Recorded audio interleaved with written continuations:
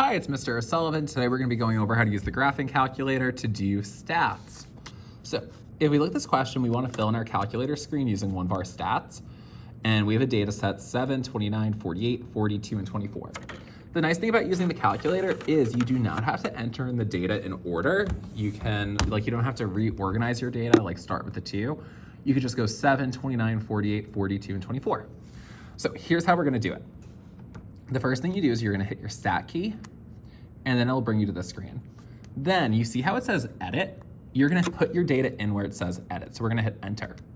Now, if you look, I already have data typed. So what I'm going to do is hit delete, this button right here. And how we do that is you make sure that you slide all the way up. Do not scroll onto L1, scroll onto that number below it, and then keep hitting delete until it's empty. Now, you're only using L1 for this unit. So I'm going to type in 7, hit enter, and our enter key is right here. Then I'm going to hit 29, hit enter, 48, hit enter, hit 40, and then hit enter, then type in 2, and hit enter, and then type in 24, and then hit enter. Now, if you look, I have all my data here, right there. All my data is entered. Now what I'm going to do is I'm going to hit the stat key, and then it'll bring me back to that original screen.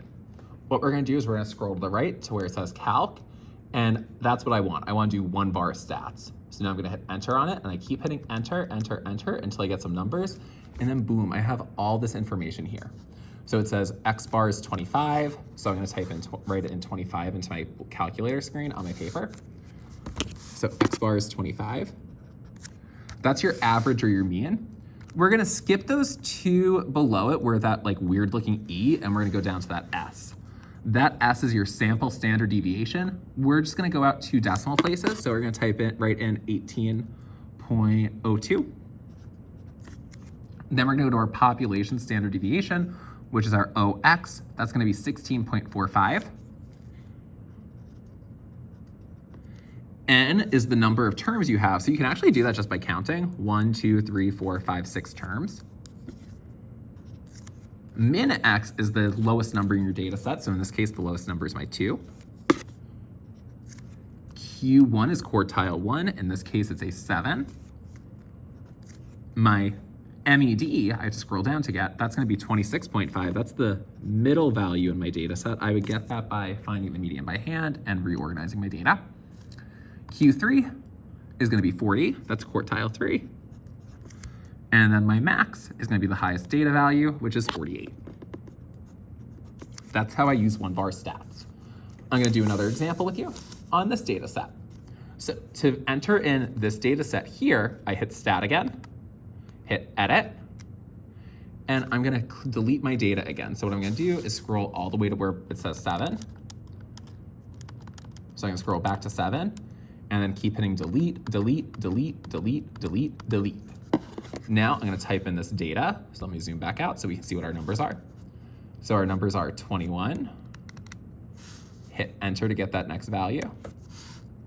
We're going to type in 50. Hit enter. Type in 34. Hit enter. Hit 18. Enter. 48. Enter. 37. Enter. And then 23. Enter. Now, again, as a reminder, if I want to see this screen on my calculator, I hit stat again, scroll right, and then hit enter. And I keep hitting enter until I get some answers.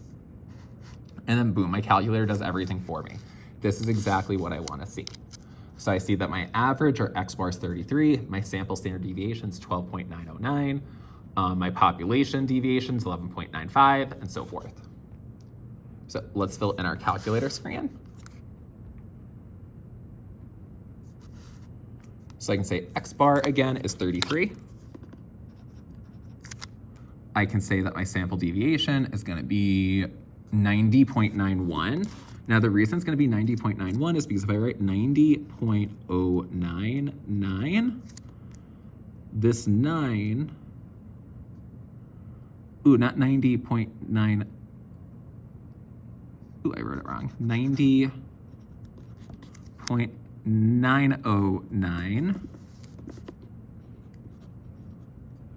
if I draw a line after my 0, that 9's bigger than 5, so that 0 is going to turn into a 1.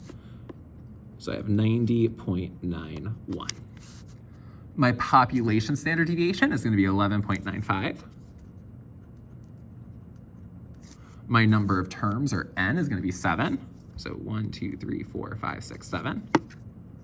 My minimum value is going to be 18. That's the lowest value of my data set. Q1 is going to be 21. I scroll down to get my median, which is 34. Q3, scroll down again, and I get 48. And then my max is going to be 50. And that's how we fill in our calculator screen. You need to know how to do this for the regions. If you have any questions, let myself, Ms. Santana, or Ms. Townsend know.